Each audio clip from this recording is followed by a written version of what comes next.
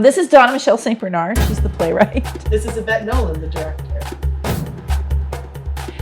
We've been really careful to talk about The First Stone as a story of redemption and forgiveness, a story about children who were abducted and forced to soldier and then coming home. That's how I would describe the story of The First Stone. Long. This was an early script, right? Like of the stack that you gave me to read like 15 years ago. Yeah, the First Stone was an early... second play that was ever started in the 50-4ology after Osudana.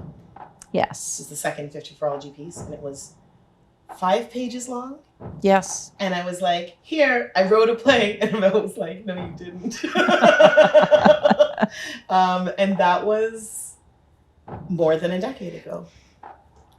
So in that time, I've been doing some research, getting dramaturgy, visiting Uganda, specifically Gulu, and meeting folks from Acholi land and hearing their stories, and workshopping the hell out of it.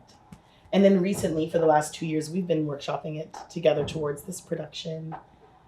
And that has been quite a journey.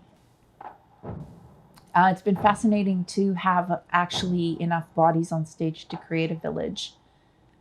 Because it takes a village to make a village, to make a new creation, which The First Stone is. And having the chorus in from the beginning, they are really aware of how important they are. They know that they hold the space.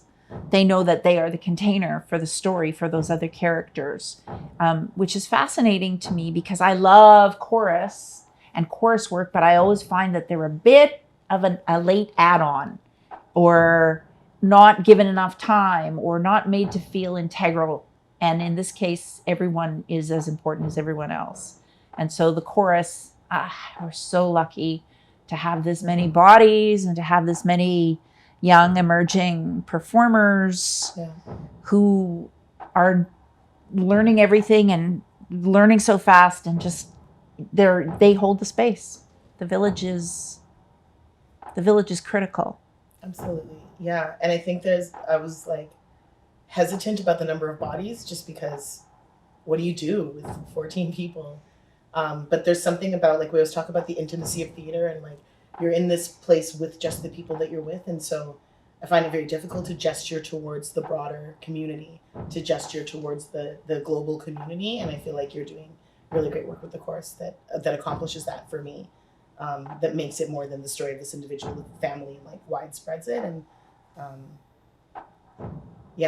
think we just like conflated the chorus with the village, but the chorus is the village, and the cast of this play and the team of this play very much is the village of creation around us right now. Oh, you're right. We conflated the village and the chorus, but that makes perfect sense because it does take the village. Mm-hmm. I know why.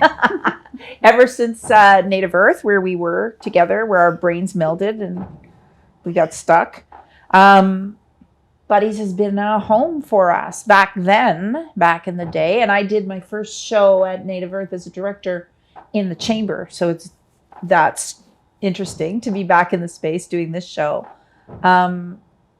Buddies has been always a place that welcomed us at Native Earth when nobody else would. Nobody else would rent to us. Nobody else would, or else they wanted to curate us. They wanted to tell us how we could make what we were making better or more palatable. And I wasn't interested in that, but Buddies was like, yeah, come on in. And so it's always been a home for me as a theater maker. I feel like also Buddies is constantly doing work that is political and engages with kind of philosophical questions that interest us and butts. But we've been definitely more than more than allowed to be here. Our presence here has been celebrated. Our work has been celebrated here. This Buddies invested in the development of The First Stone when Evelyn Perry was the artistic director here. and then after she left, renewed their investment in the work. I always used to watch shows that Yvette directed in Chamber and be like, could you imagine if one day my show was in this space? And then we imagined it right into happening. We're pretty good imaginers.